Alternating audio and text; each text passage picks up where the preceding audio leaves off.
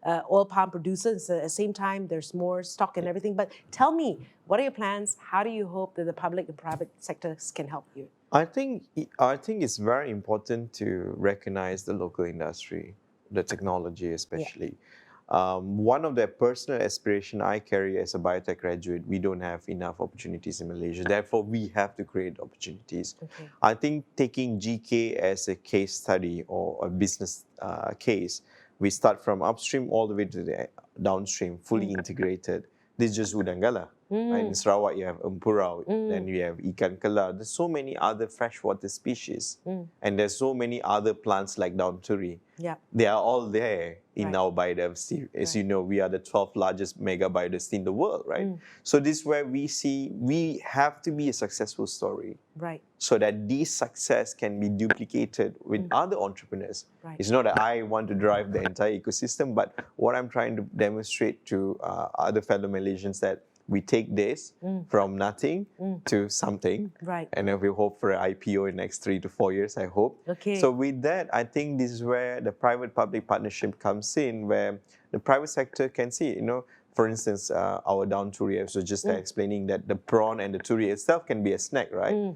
So company like Nestle, if they really want to make sustainability locally, instead of going back to conventional crops, conventional potato chips, they also can introduce the locally produced for the local consumption because it's very attached to our community and culture. Right. True. Yeah. And then you are also looking at frozen meals. That's the thing down the road as well. So that's where we combine all these things, and they're all available locally. And that's where food security comes in, income security comes in. Such a fascinating journey following you and hearing about this. But you heard it here first, and of course, all the big players. If you want to be sustainable, call him. Thank you. Thank you. I've been speaking to Giva Kuppusamy from GK Aqua, and you've been watching The Shift.